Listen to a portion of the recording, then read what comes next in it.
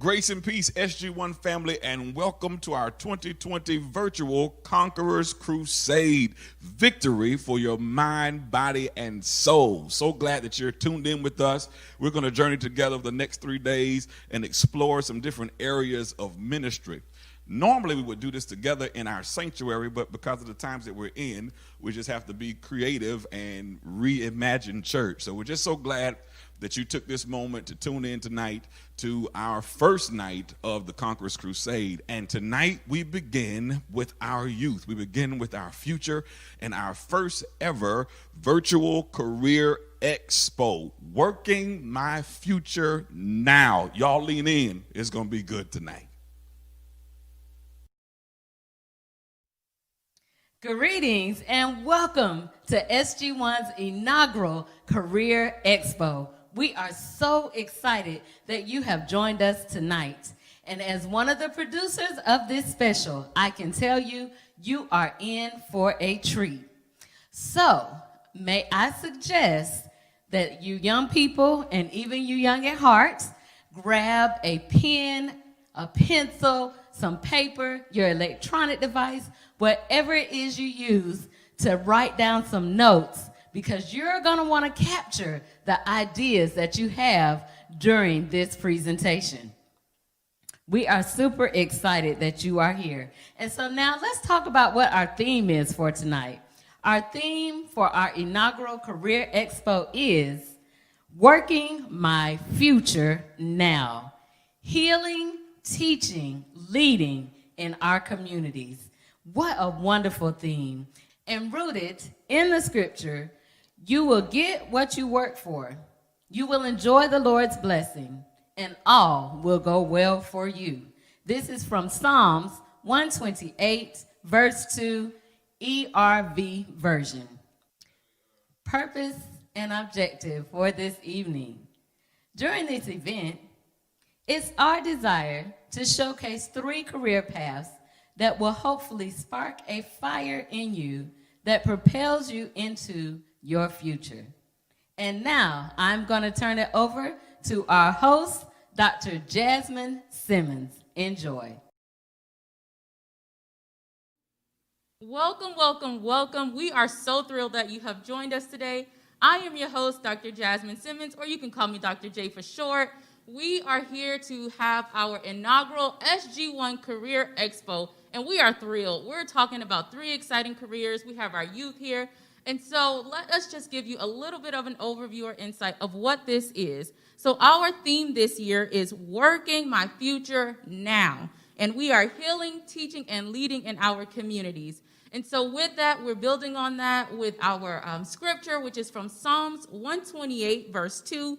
You will get what you work for. You will enjoy the Lord's blessings, and all will go well for you. And so with that, our goal is to discuss these 3 interesting career paths and hopefully light a fire under our youth or our viewers in regards to what opportunities are available. So without further ado, you're not here to hear from me. You're here to hear from our youth, which I was not too long ago, believe it or not. So nevertheless, let's start. Kelsey, tell the people a little bit about yourself. Hello, everyone. My name is Kelsey. I'm in 10th grade. I attend Florida State University schools. And in my future, I will want to work in sports medicine and physical therapy. Awesome. So you'll be taking care of the athletes, getting them back on the field or on the court. Exciting. So Cam, what about you? I'm Cameron. I attend FAMU DRS. I'm in the 8th grade. And an occupation or career, rather, that I'm interested in is law enforcement. Awesome, awesome. And Jazz?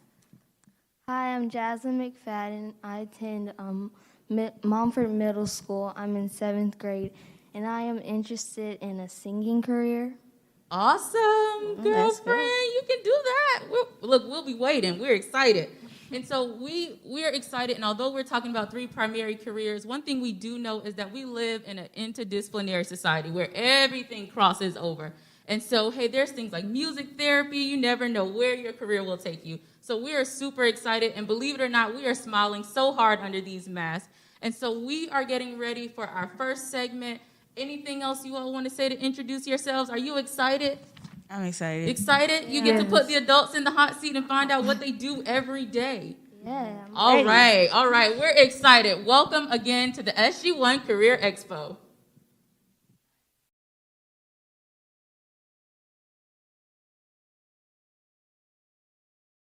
So welcome. We are so excited to have the Honorable Doris Malloy, Leon County Tax Collector, joining us today. You have been a staple in our community for so long, but please introduce yourself to the community. Certainly, and I'm so happy to participate in this segment today. I am Doris Malloy, an elected official serving as Leon County's tax collector, actually the first African American and the first female. So I have enjoyed over, 20 years serving in this capacity. Awesome. And so thank you so much. We are here to talk politics. So what questions do you all have for our Honorable Doris Malloy today? Just to start off, one question that I would have is, what advice would you give someone considering politics as a career?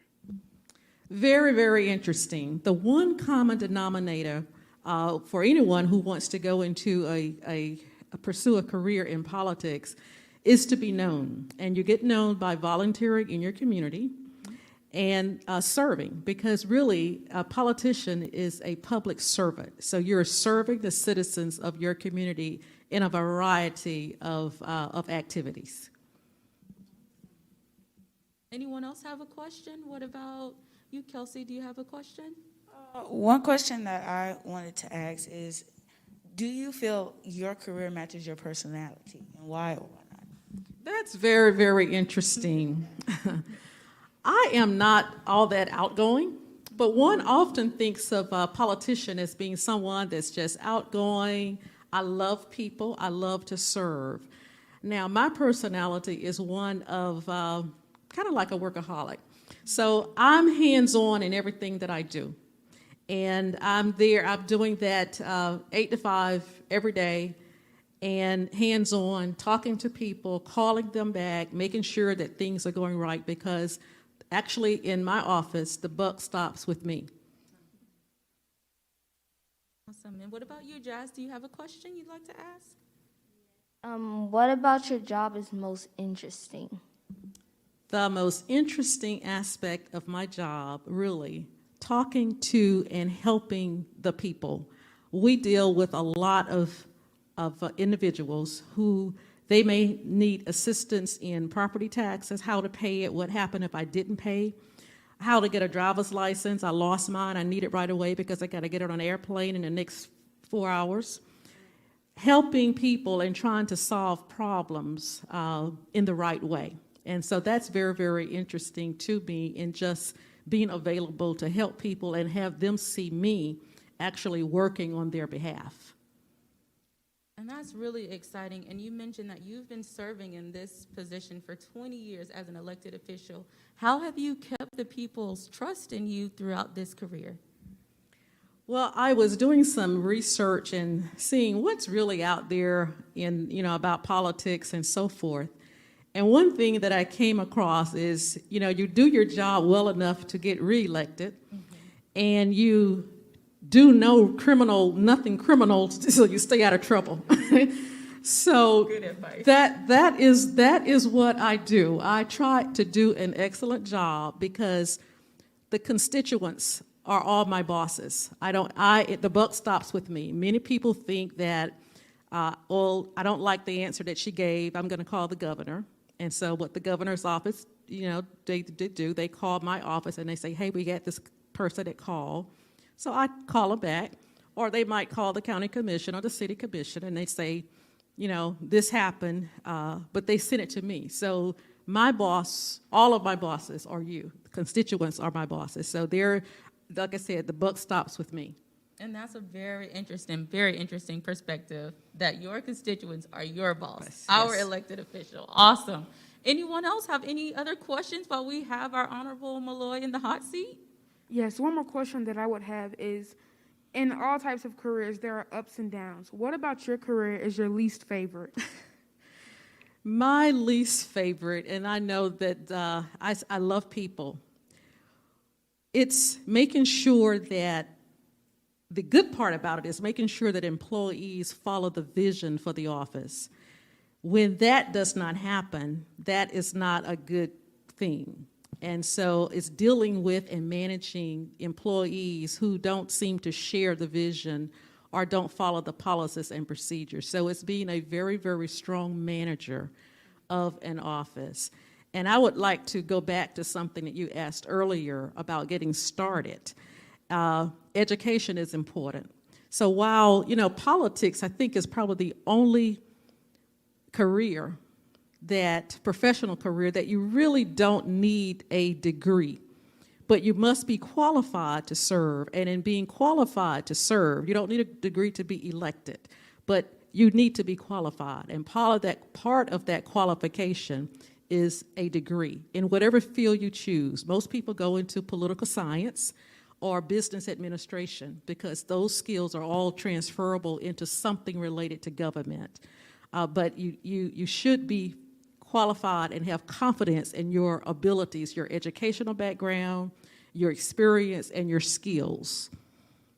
Awesome. Oh, I'm learning so much just listening. Anyone else? Any other questions that we have in relation to politics, local politics, and service? And so while we have you here, we also know that we have an election coming up and all of these things. What is some of the things that community members should think about when we think about casting our ballots and votes? What we should be mind of about local amendments and things of that sort? Definitely. Do your research on the local amendments. Vote your conscience. The one thing you need to do, vote your conscience, just vote. And I think that your vote will align with your values and your objectives in life. And so that's the main thing. Vote your conscience and study with the amendments what they are, because sometimes they are not worded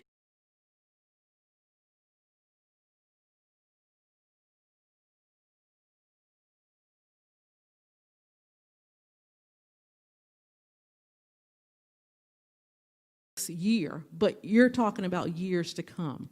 And that sometimes we vote as a group of individuals, vote for something, not fully understanding the implications.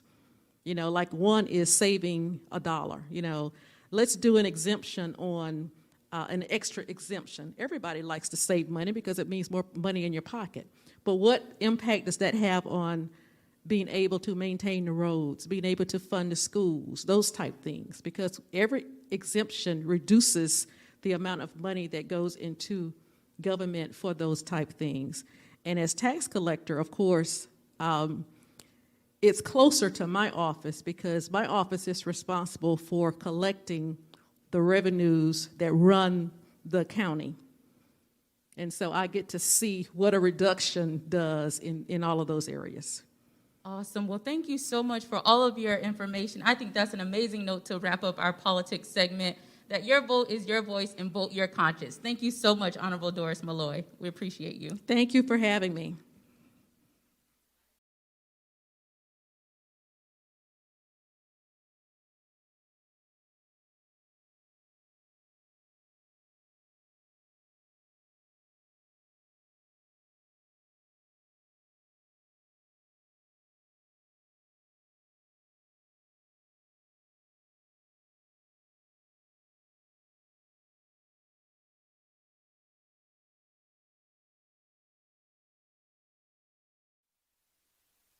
So we hope that you're having a great time. We're certainly enjoying ourselves. We've been having the opportunity to chat politics, which is a hot topic, and now we're transitioning into education, which I know you all have been experiencing so drastically right now during the pandemic. And so there's so many exciting things to talk about. We have two awesome educators in our community we'll get to hear from. So what are some things you all are thinking as it relates to education? What are some questions you may have? When did you know education was the career you wanted to pursue? Okay. And another question would be, what advice would you give to someone considering education as a career?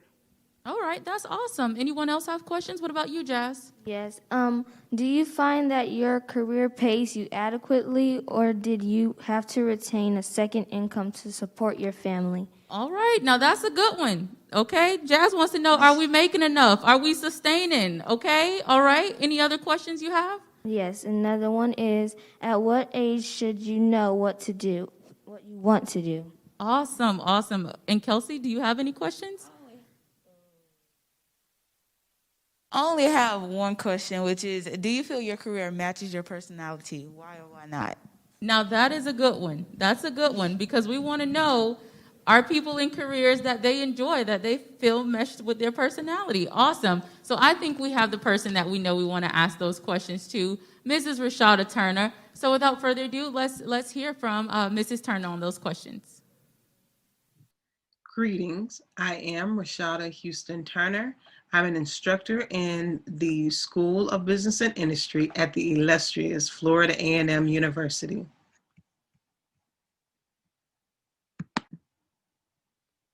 The theme of this first expo is working my future now.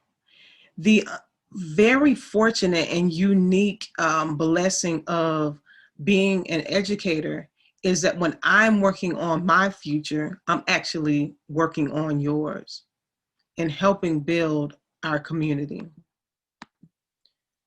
When I graduated from FAMU with my master's degree in business administration, I actually didn't know that I wanted to be a college professor. I started my work with the Florida legislature doing research and audits. And at that time, I actually owned a gift basket store.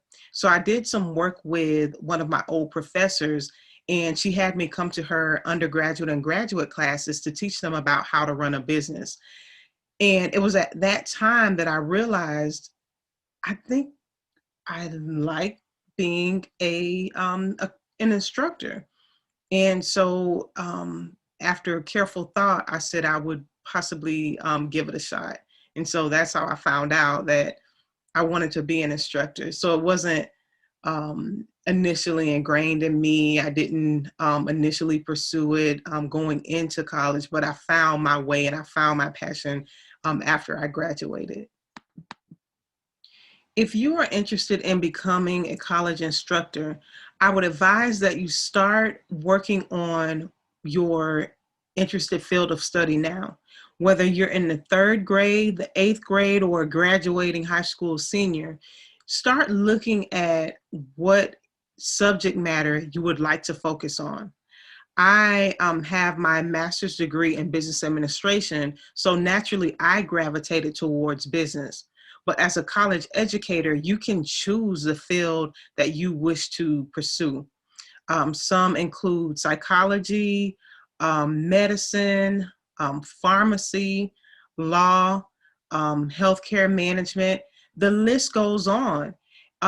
If you think about even the powers of a superhero, they have majors and degrees and disciplines for that.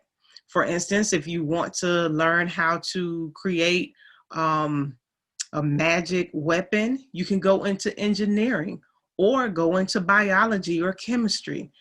The opportunities are endless, but start early.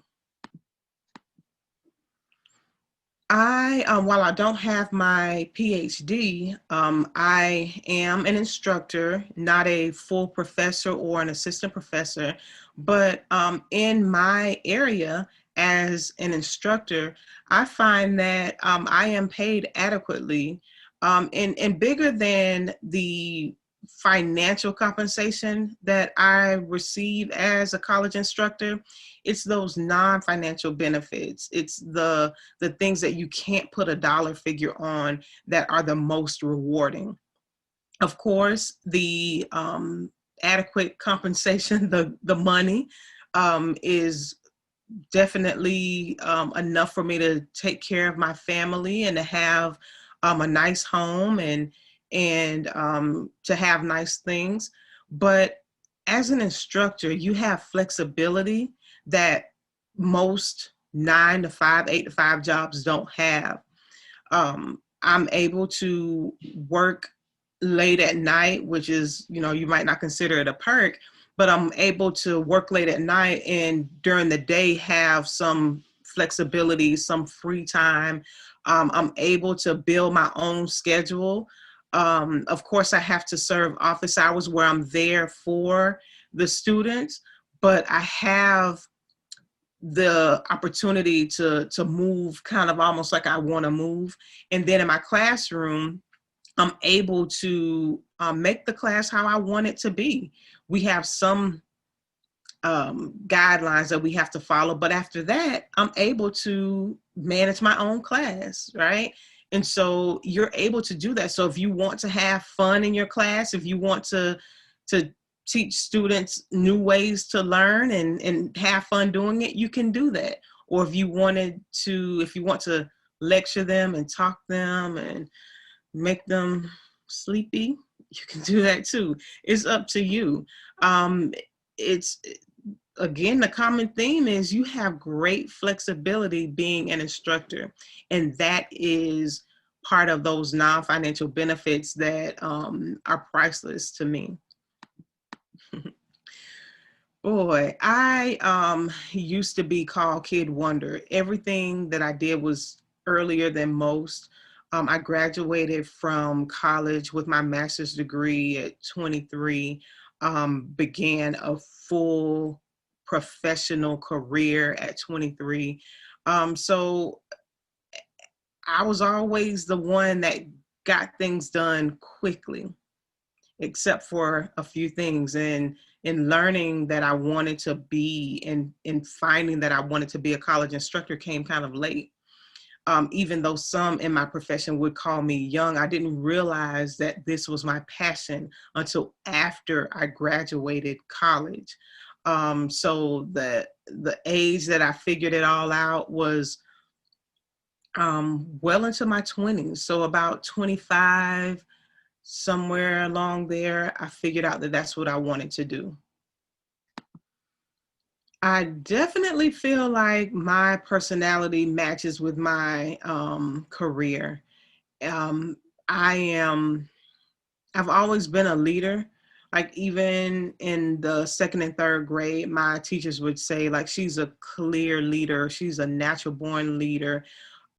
People follow me and people listen to what I said. And so this was actually a good match, a good fit. I also, as I grew older, became a little fussy. And so that sometimes, you do need. I mean, if you think about when you haven't done your homework and your teacher has to get on you just a little bit, it helps. Now you have to do it with love. And that's why my personality definitely fits, because I care about my students. I care about their future. And sometimes I've actually thought maybe I care more than they do. But that's just because, some people come from a different place and everybody isn't the same. But my personality definitely matches. And I love to have fun, like absolutely love it. Like my classes are hard, not because I make them hard, but because you have to learn the information as a student. You have to learn this information so that you can go on and run your own business successfully, or run, a Fortune 500 companies successfully. But in all of that, we have fun. So perfect personality. And I love to learn. My daddy taught me, growing up, like never stop learning, never stop wanting to learn. And so I find that my personality is a perfect fit. If you remember nothing else from me or from my panel mates, know that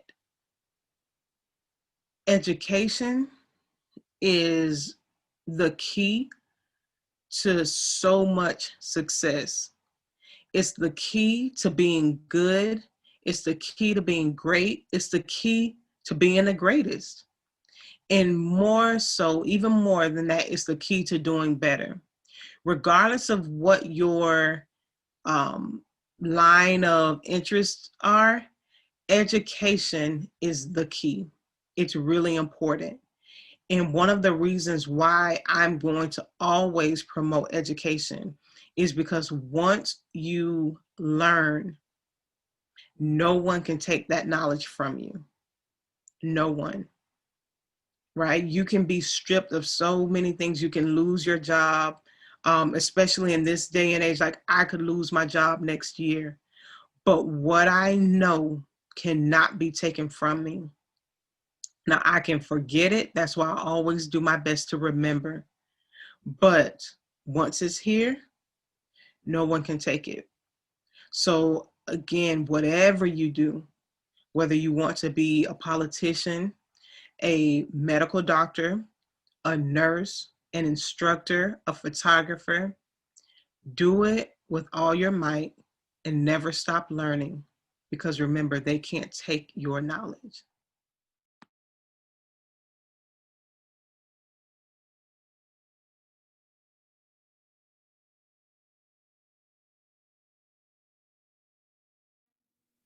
Those were some really good questions you all asked Mrs. Rashada Turner. Thank you so much for answering those.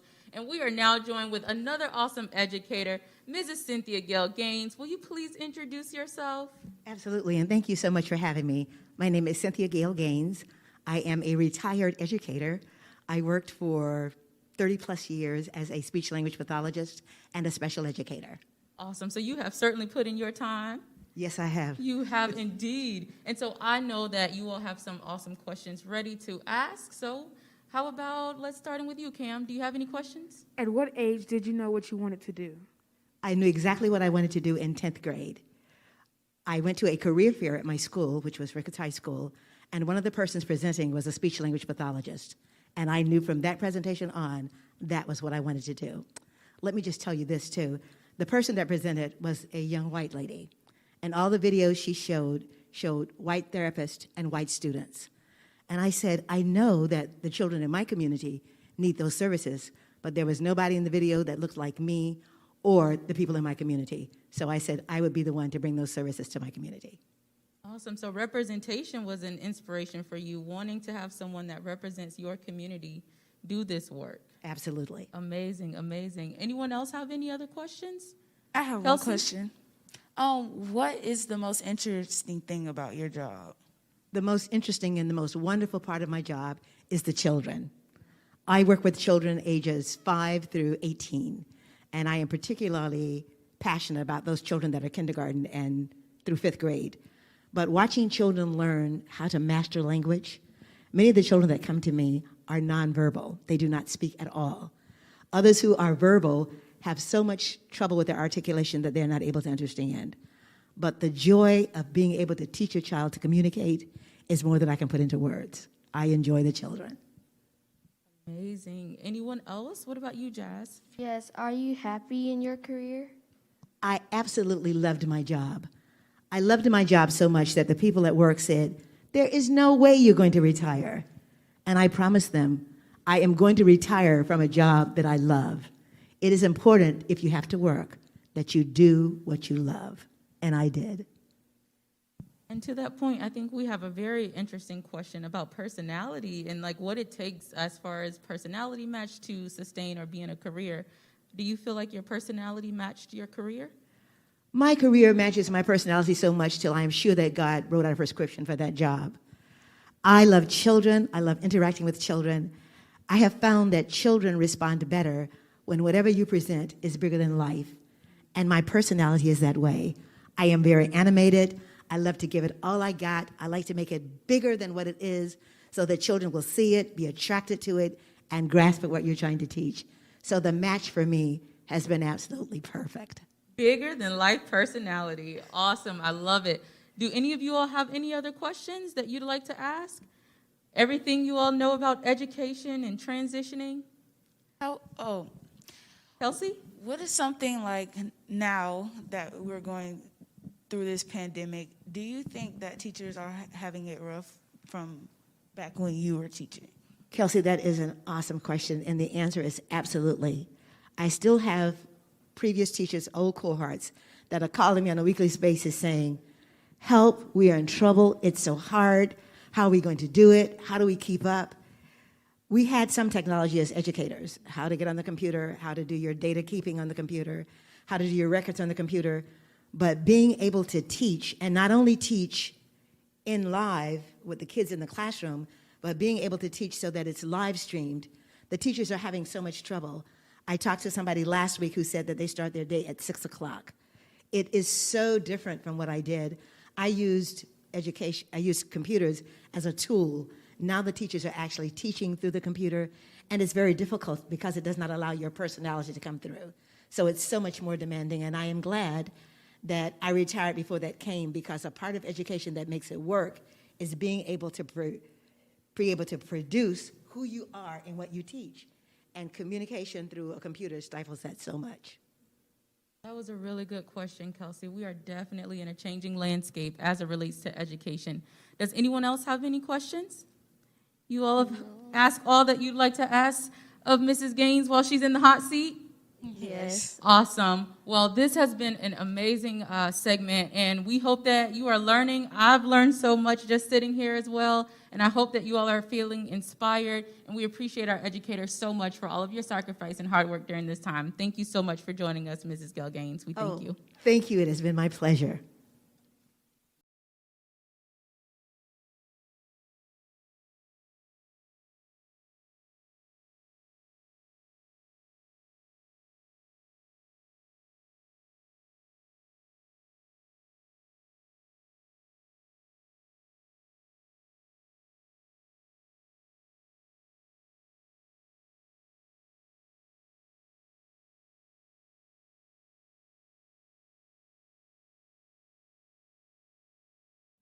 You all are getting to the nitty gritty with these questions. I am really enjoying all the answers that are coming out. And so we are now transitioning into our healthcare segment.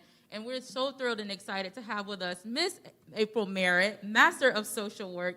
Will you please introduce yourself? Yes, hi. My name is April Merritt, and I work in the field of social work. I have a bachelor's and a master's degree in social work.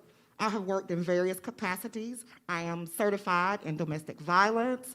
I have worked in the school system. I help people find jobs. I do a variety of things in my field. Amazing. So it seems like you can pretty much help in just about any capacity as a Master of Social Work. Awesome. So I know you all have some amazing questions lined up. Jazz, what do you want to find out about social work? What about your occupation is most important? The most important thing to me is being able to serve and help people. My current position, I work with people with developmental disabilities and mental health issues. So I love the fact that I can help them live independently in their communities and help them achieve their goals. Awesome. Jazz or Kelsey? Does your job require team collaboration, or is it more independent? Oh, absolutely. We work with a myriad of people collaborating. We work with doctors, nurses, sometimes lawyers. We have an inner team at my job. So yes, we work with a lot of people. Awesome. Cam, do you have a question you'd like to ask? Are you happy with your career? Oh, absolutely. I love my career. I love the fact that I can go into a job on daily and I don't know what's going to happen necessarily. So you like surprises? I absolutely love surprises. You don't like the mundane day-to-day. I don't like to be mundane, clearly. Absolutely, and that's understandable. That's totally understandable, and it sounds like it's fun for you. Absolutely. Awesome. Jazz, do you have any more questions you'd like to ask? Yes. Do you feel your career matches your personality? Why or why not? Oh, absolutely, because I like to say I serve people that are different, and I am different. So absolutely, my personality, I'm bold, I'm vibrant, I have energy, and you absolutely need energy to work with my population of people that I deal with. Energy, energy, energy. All right. Anyone else? Do you have questions, Kelsey? One more question from me. Do you think there's room for growth in your profession? Yeah, is there room for growth in your profession? Absolutely. There are several people that I know who work in this capacity that own their own agency. Oh, wow. So entrepreneurship. Entrepreneurship is absolutely possible in my career. That's awesome to know. Cam, do you want to follow up with another question? If so, are there any other occupations that you have considered? Any other occupations that I considered prior to this? Absolutely, because I like to talk a lot, and I feel like I like to debate a lot, and so I wanted to be at one point a lawyer. Awesome. And so do you use any of those skill sets of debating while working in your master? Absolutely. Tell us a little bit about that. I work for Leon Advocacy and Resource Center, so I'm always advocating on behalf of the consumer. Amazing. And any other agencies that you advocate to on the behalf of your Oh, constituents? absolutely. The police department, law enforcement, rental properties, company owners, retailers, pretty much anything that the client can get involved with, I'm advocating on their behalf. And what does that advocacy look like on a day-to-day basis? Day-to-day basis, if a person is not able to pay their rent, then I'm advocating for them, helping them to find the funding to pay their rent. If they can't pay for their medication, then I'm advocating for them, trying to get them the resources they need to get their medication, things of that nature. I'm doing things that we often take for granted. I'm advocating for the consumer. You have definitely shed light on the amazing work of social work. It's as you mentioned, broad, several capacities, but it's also meaningful. Do any of you have any more questions you'd like to ask? That's it for me. That's all? That's a wrap? That's it. Awesome. Well, thank you so much for joining us, Ms. April Merritt. We truly appreciate you, and we know that you are doing your thing, Ms. Master of Social Work, and saving our community. Thank you so much for joining us. Thank you for having me.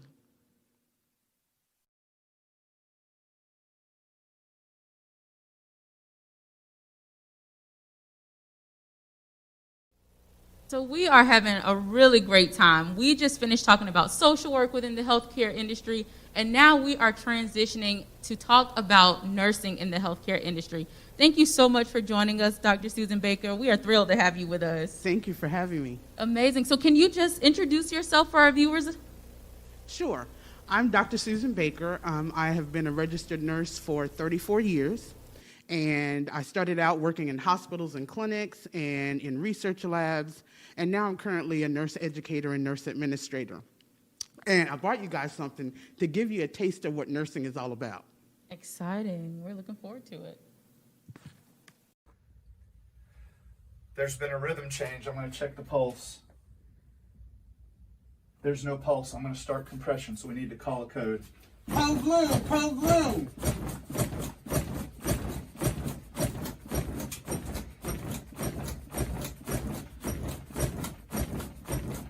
1 amp epinephrine.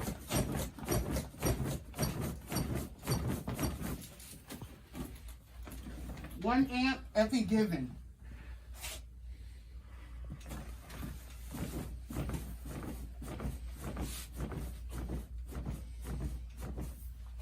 We don't play nurses on TV. This is real nursing. Eric, I need your help with the patient. Yes. I've got a patient with cardiometabolic syndrome, and I've heard you've got some research protocols related to that. Can you tell me a little bit about your research? I've been looking at a lot of clinical research lately that shows that if the patient will adhere to a low carbohydrate diet, it can help with a lot of the chronic disease processes that play into cardiometabolic syndrome. I'd be glad to show you that if you'd like to see it. That'd be great. I think I might use some of that with my patient. Thank you. Yeah, I'll show you. Thanks. This is nursing research.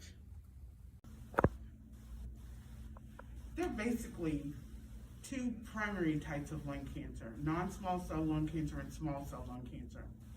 Patients who have non-small lung cancer, the only cure is surgery. So those patients will primarily go to surgery, and they're gonna have that diseased portion of that lung removed. Now, when those patients come back from surgery, one of the things that you'll see they have is either one or more chest tubes. Those chest tubes will be hooked to suction, and they're gonna keep those chest tubes for days while they're in the hospital. And it'll be your responsibility as the nurse to monitor the drainage from these chest tubes and make sure they stay intact. This is nursing education. Those were some awesome vignettes, Dr. Baker. You really just crossed over into practice, research, as well as education. I'm certain that our panel have questions for you. So let's start out with Kelsey. Kelsey, what questions do you have? One question that I have is, what about your occupation is most important? The most important thing is that the nurse have the skills and the knowledge to do their job, because patients' lives are at stake every single time a nurse walks into a patient's room. So to be competent and to be confident in what they do is the most important thing. Awesome. Anyone else? Cam, do you have any questions? Do you feel your career matches your personality? Absolutely. I have always had a heart for people, always wanted to care for people and take care of people. Even as early as high school, I knew that I'd have an occupation or a job where I would help people. Amazing. So having a heart for people, being confident in what you do, all of those components are necessary in your area. Jazz, do you have any questions you'd like to ask? What advice would you give to someone considering healthcare as a career? I think the one thing I would say is find out early if it really is what you want to do. There are a lot of ways you can volunteer at hospitals, you can volunteer in nursing homes to really see if it's what you want. It's not for the faint at heart, so you have got to not have be squeamish, and you've got to be able to see some things that aren't pretty. And so I would say do that first and volunteer and see if it's really what you want to do.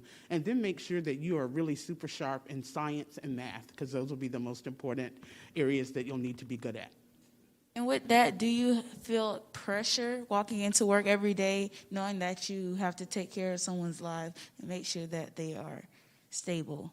When I was working in the hospital, I did, because I always wanted to be sure that I never did anything that would harm a patient.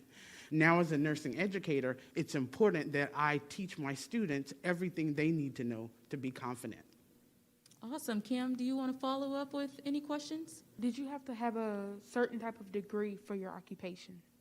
Every nurse has to have a degree, whether that's a 2-year degree to work in a hospital or a doctorate or a PhD to be able to teach students how to be nurses. And so it depends on what you want to do. If you want to be a clinician and do that, then you can get a 2-year degree or a 4-year degree. I always advise people to get a 4-year degree so they can make the most money and also have the most career ladder success. But if you want to teach, then I would say get a doctorate. And just for clarification, what would that bachelor's degree be as it relates to nursing? It would be in nursing. So it would be a 4-year degree where you would start out taking your prerequisites, chemistry, biology, and then you would go on and actually go to nursing school and learn how to give injections, how to give medications, and then actually go to the hospital and take care of patients as a nursing student. Awesome. Did someone else have a question? Cam, did you have another one, or Jazz? Can you own a business and relate it to your field or career? That's a great question. There's actually a nurse in Central Florida who teaches nurses how to own their own businesses. And so, yes, you can absolutely own your own business. I know a nurse who drives a mobile unit around South Florida who gives IVs to people in their mobile unit, and that's their business. So you can definitely do that. Wow, that's very diverse. Cam, you seem to have another question. So I'm thinking about one of your clips, the Code Blue clip. How would you suggest to someone how to cope with things such of that nature? So coping with code blues from your video. Sure. I would say it's what we do. We practice it before it actually happens. So we take our students into situations where what you saw on the screen, where we fake a code blue, so to speak. And so the students learn exactly what you're supposed to do when the code actually happens, because you have to react very quickly. Awesome. Any other questions? One Kelsey? more question. If you weren't in your current job, what would you be doing right now? I can't imagine not being a nurse, but I would be doing something that was healthcare and helping people. So whether that was working as a physician or working in some area of healthcare, because healthcare is what I've always wanted to do. Does anyone else have any questions? No? Jazz? Do you find that your career pays you adequately, or did you have to retain a second job to support your family?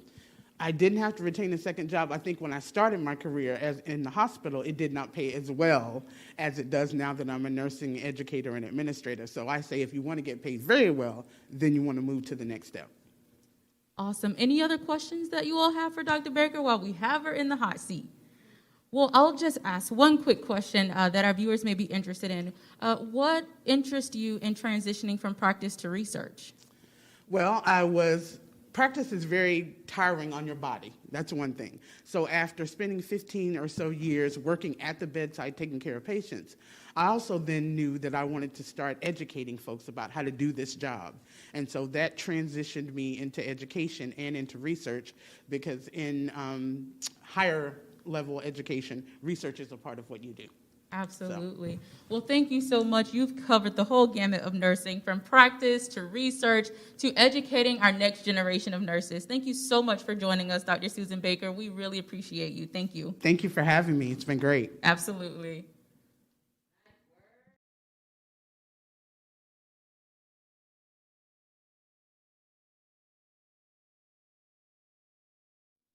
We are having a great time, and we're actually sad that this is coming to be our last portion of the healthcare segment. So joining us today, we have Dr. Mary Simmons, and we're so thrilled that you've joined us. We know this is going to be a great chat.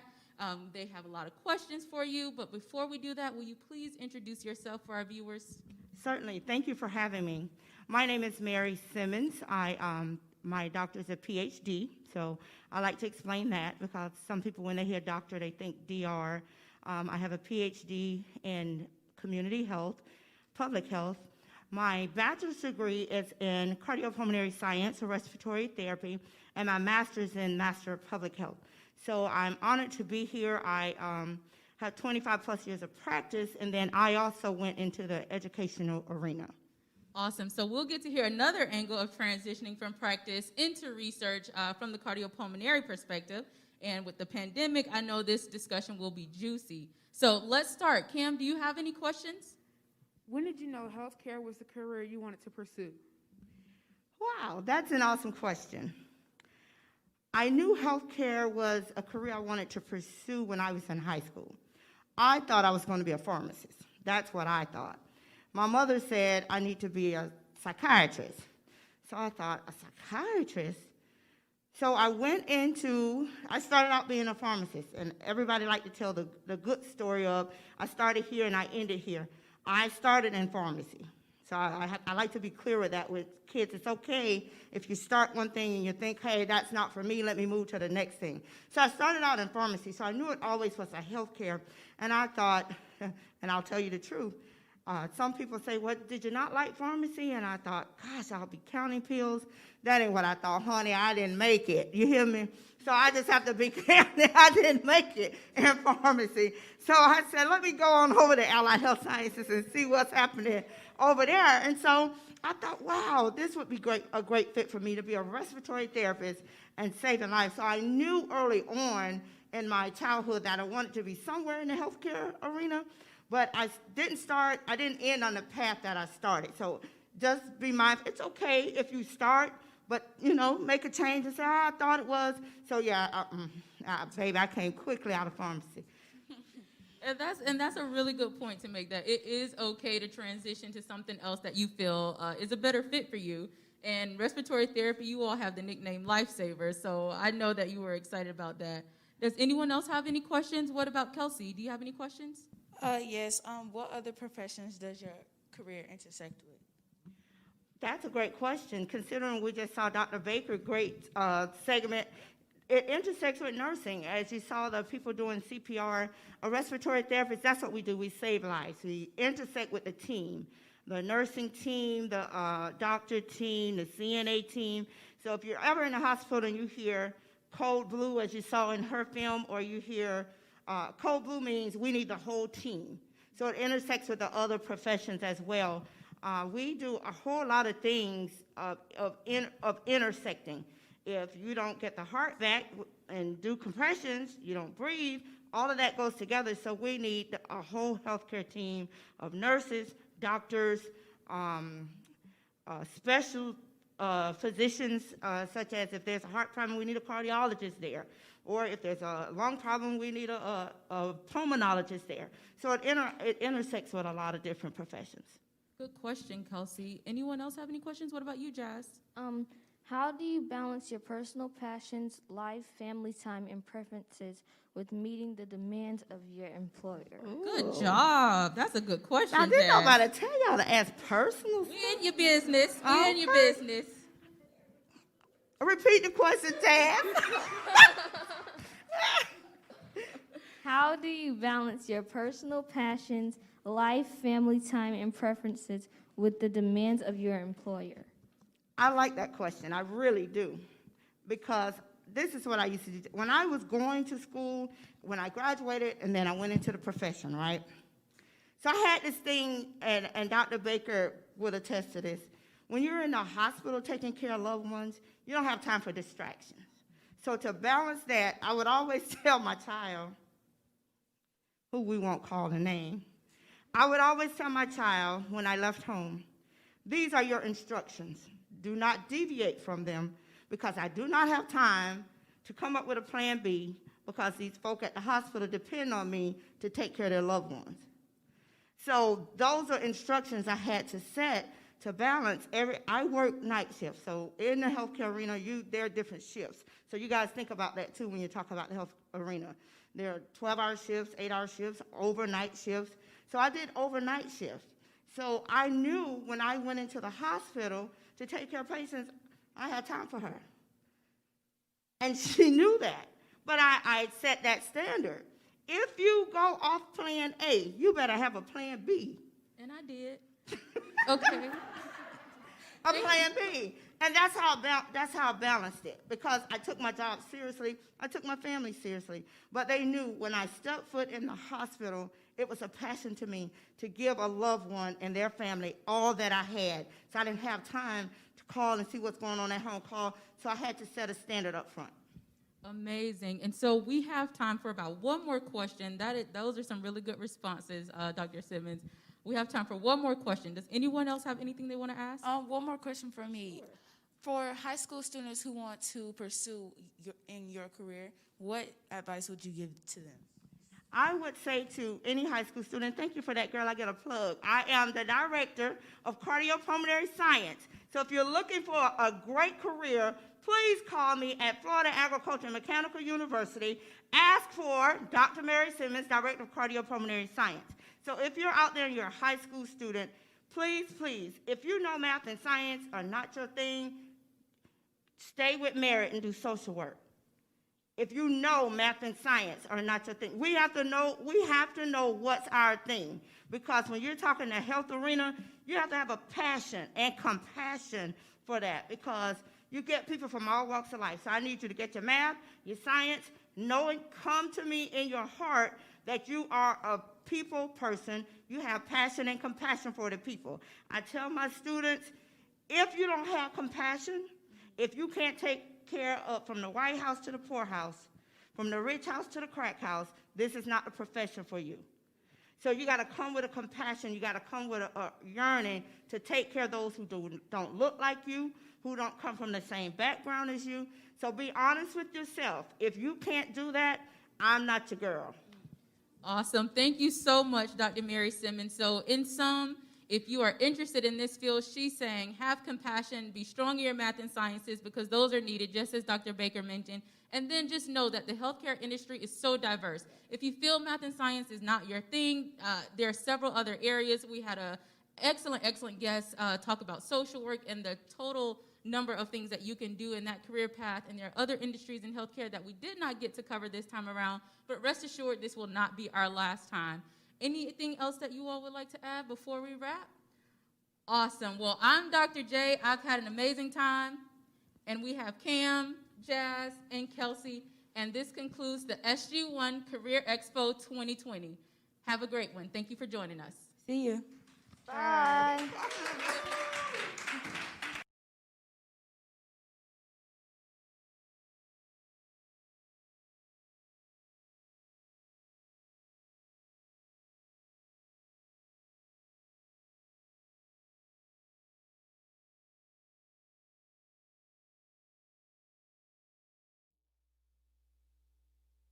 Wow, wasn't that incredible?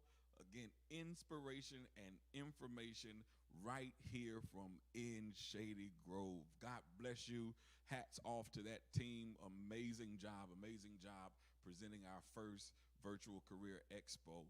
And a special shout out to Evangelist Tella B. Rowe for putting everything together. Our great casting director. We applaud you, woman of God. That's a great start, but listen, this is just the first part of our Conquerors Crusade. Tune in tomorrow morning at 10 a.m. We're going to have our virtual workout. Let's get fit together tune in to our regular Zoom that you log into on Wednesday night for our inspiration and information time. That same Zoom, meeting ID 561-356-7933, and the password is 968945. Tune in tomorrow morning at 10, and then join us again Sunday morning at 10 a.m. for our Victory Worship Experience. We're going to seal the deal on Sunday morning with my brother and friend. He's got the word. Pastor Tori Phillips is going to be with us. So I'm looking to see you as we go further in this journey to victory. God bless y'all. See you in the morning. Until then, maintain victory.